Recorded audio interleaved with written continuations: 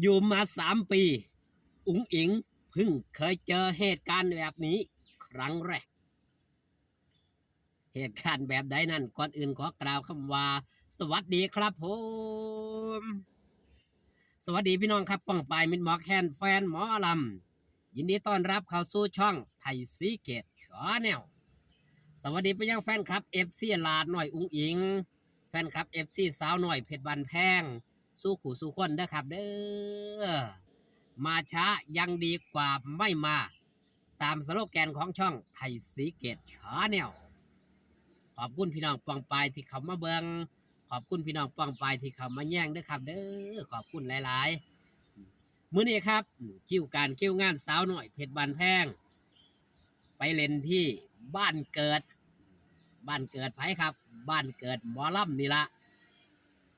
หมอลำสาวน้อยเพชรบันแพงนั่นก็คือโกสุมวิสัยเล่นที่วัดใต้โกสุมตลาดนัดดอนหอคุ้มใต้ตำบลหัวขวางอำเภอโกสุมวิสัยจังหวัดมหาสารคามส่วนสาวน้อย2ครับค่ำคืนนี้อยู่ที่วันปาฮีตำบลโพไซอำเภอพิบูลมังสาหารจังหวัดอุบลราชธานีแล้วก็น้องไม่ล่าสุดครับพี่น้องมาแรงเชกเช่นเดียวกันคิวงานแรกครับบ้านห้วยต้อนอำเภอเมืองจังหวัดชัยภูมิแล้วก็รอบที่2ครับย่ำคำชวนเจริญฟาร์มอำเภอบำเหน็จนรงจังหวัดชัยภูมิอยู่ไกลมองได้ไปให้กำลังแรงเชียร์แรงใจกันมองหันครับในแบรนด์สาวน้อยเพชรบ้านแพงหันมาเว้าฮอดจอดถึงครับเหตุการณ์ที่มันบ่น่าเกิดขึ้นบนหน้าเวทีหมอหลองหมอลำหรือว่าช่วงนี้มันเป็นช่วงฮิตถือบอกะจะบ่จักเพราะหลายๆคณะครับบ่ว่าจะเป็นคณะหมอลำอีสานนครศรีเนาะที่กำลังเป็นข่าวโด่งดังมาเล่นทางกำไออุดรธานีจนถูกสั่งยกเลิกย้อนนี่ครับย้อนเหตุการณ์ที่บ่นาเกิดบ่นาสิเกิดมันก็เกิดหลายบ่องหลายบอลเกิดเหตุการณ์แบบนี้ขึ้นแจกเช่นเดียวกันครับค่ำคืนที่ผ่านมาครับลาน้อยอุ้งอิงไปทำการแสดงอยู่อำเภอสุวรรณภูมิจังหวัด101ในขณะที่โชว์3 ปีบ่มีไผตีใส่โซ่ลาน้อยอุ้งอิงจักเถื่อบ่มีไผหยอกกันใส่จักเถื่อมีแต่หยอกใช้ในส่วนอื่นที่พี่น้องวินหมอแกนแฟนหมอลำได้เห็นน่ะล่ะครับเคลื่อนจังได้มาตีกันใส่ซี่เสิร์ฟลาหน่อยอุ้งอิงจนได้ยศร่องกลางขั้นตลาดหน่อยอุ้งอิงก็ถือว่าเป็นยังครับมีสปิริตมีความรับผิดชอบคำเว้าคำจาของหลานหน่อยอุ้งอิงคำเคลื่อนที่ผ่านมาพี่น้องวินหมอแกนแฟนหมอลำก็สิเห็นว่าหลานหน่อยอุ้งอิงเก่งขึ้นกล้าที่สิเว้ากล้าที่สิเจรจากับบรรดาผู้ที่บ่มักมวนบอกว่าจะตีกันมาเต้นใส่กันกินเหล้าเมาแล้วมาเต้นใส่หมอลำนี่มันสิมวนกว่านี่นั่นคือ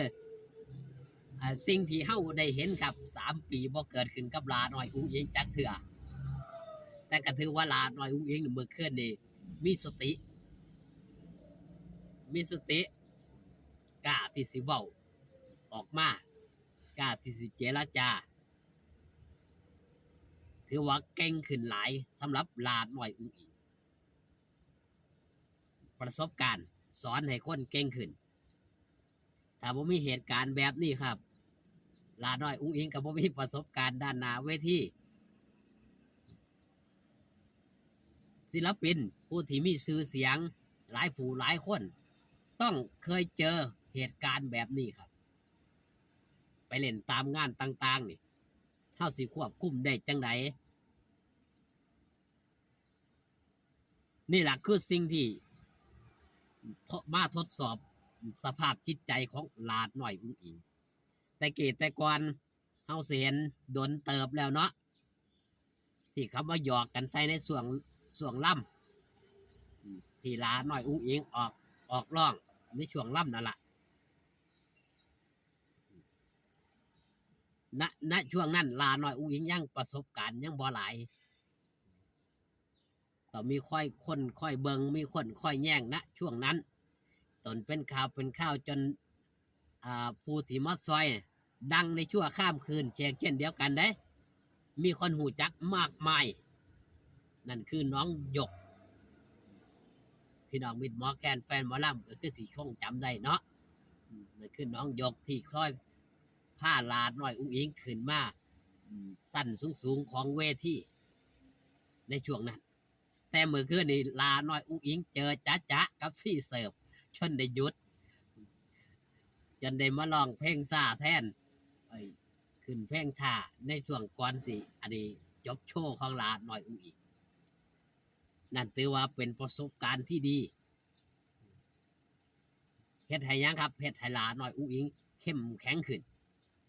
พี่น้องบิดหมอแคนแฟนหมอลำได้เบิ่งได้แย่งเมื่อคืนกับว่าอุ้ยมาอายะพี่น้องบิดหมอแคนแฟนหมอลำยิ่งเด็กยิ่งหลายว่าสันเถาะแต่ช่วงหัวคำช่วงหมอลำทำการแสดงในช่วงแรกๆคนกับสิบบ่หลวงบ่หลายเนาะในช่วงแรกๆแต่พอสี่ช่วงถึงช่วงที่ลาดน้อยอุ้งอิง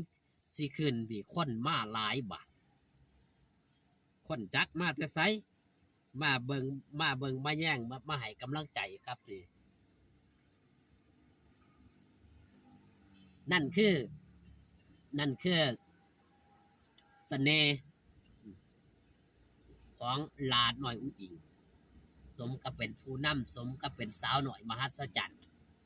เมื่อแรงครับอย่าลืมอย่าพลาดไปให้กำลังแรงเชียร์แรงใจเด้อครับเด้ออยู่ไกลมองใดไปมองหันบ่ว่าจะเป็นมหาสารคามบ่ว่าจะเป็นอุบลราชธานีหรือว่ารถแห่ทางกำเมืองชัยภูมิเบิ่งแย่งสุขภาพครับอากาศเปลี่ยนแปลงในช่วงนี้มื้อนี้ท้องฟ้าขมุกขมัว